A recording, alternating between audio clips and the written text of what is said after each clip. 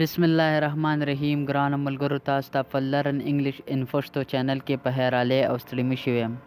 ملګرو په نننۍ کلاس کې به موږ تاسو ته د ټولو منځونو نومونه په انګلیش کې زده کوو.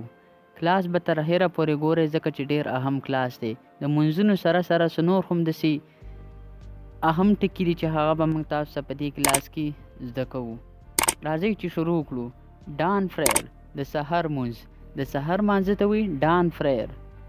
نون فریر د ماسپښین مونځ. د ماسپښین مانځه ته وایي نون فریر. ایونینګ فریر د مازدیګر مونځ.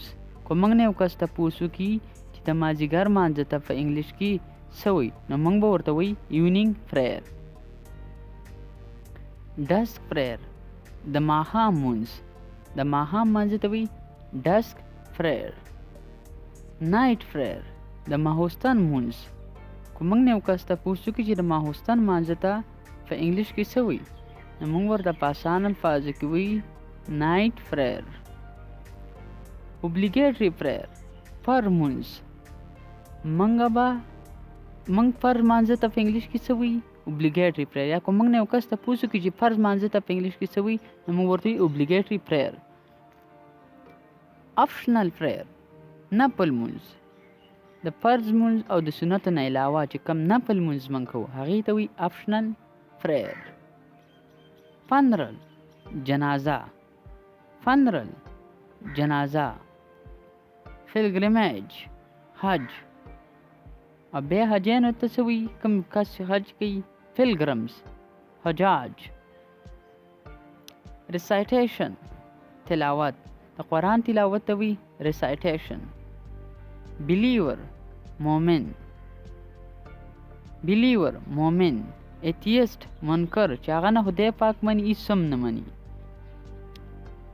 اپوسټیټ بی دینه. یو کس کې چې دین نه وي هغه ته په انګلیش کې وایي اپوسټیټ. انفایډل کافر. کافر ته په انګلیش کې وایي انفایډل. انجل فرشته. فرشتي ته په انګلیش کې وایي انجل. ملګرو دا و زمونږ نننی کلاس. وړوکی کلاس خو ډېر اهم کلاس و ځکه چې په دې کې موږ تاسو ته د منځونو نومونه او نور هم یو څو داسې اهم ټکي چې هغه هم تاسو ته په دې کلاس کې زده کړم. زه امید کوم چې تاسو په دې کلاس نه ډېر ارڅه زده کړي. ملګرو زمونږ ویډیو لایک کړئ، چینل سبسکرایب کړئ او بیل آیکن هم پې ووهئ ځکه چې د انګلیسۍ د زده کولو دپاره ویډیوګانې به تاسو ته د دې چینل نه ملاویږي.